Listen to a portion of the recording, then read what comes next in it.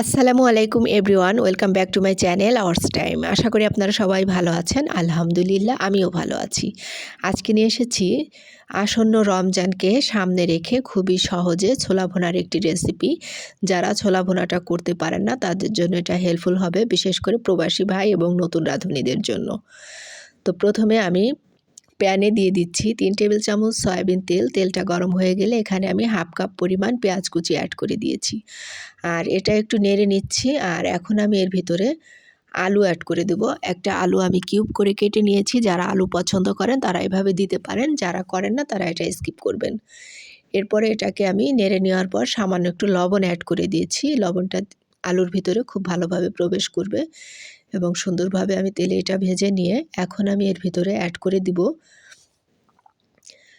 স্পাইসিগুলো। এখানে আমি 1 চা চামচ পরিমাণ আদা রসুন পেস্ট ব্যবহার করেছি, আর 1 টেবিল চামচ দিয়েছি কাঁচামরিচ কুচি।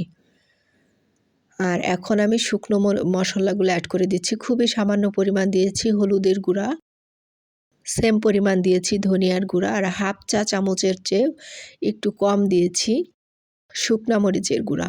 আর এখন আমি এর ভিতরে অ্যাড করে দিয়েছি হাফ চা চামচ পরিমাণ গরম মশলার গুঁড়ো। এর ভিতরে জিরা এবং গোটা গরম মশলা পাউডার করা ছিল, সেটা দিয়ে আমি একটু নেড়ে এখানে পানিটা দিয়ে অল্প পরিমাণ পানি দিয়েছি, হাফ কাপ পরিমাণ। এটা দিয়ে এটাকে সুন্দর করে নেড়ে এখন কিছুক্ষণের জন্য ঢাকনা দিয়ে ঢেকে কষিয়ে নেব। আর এর ভিতরে আলুটা সুন্দরভাবে সিদ্ধ হয়ে যাবে এবং পানিটা শুকিয়ে তেলটা ছেড়ে দিয়েছে।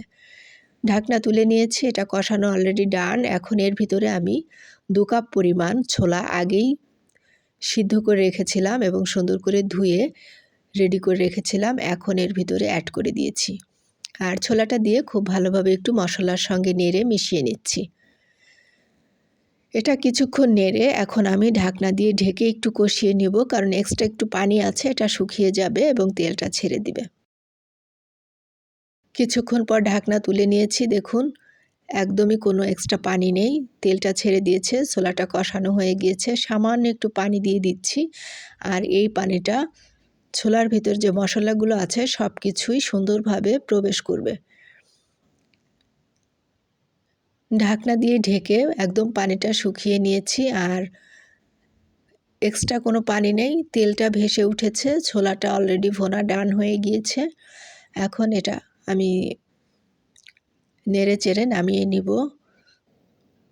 এখানে আমি কোনো গোটা গরম মশলা ব্যবহার করিনি, কারণ আমি পাউডার ইউজ করেছি। আপনারা চাইলে গোটা মশলা ইউজ করতে পারেন। ছোলা ভুনাটা কমপ্লিট হয়ে গিয়েছে। ধন্যবাদ সবাইকে।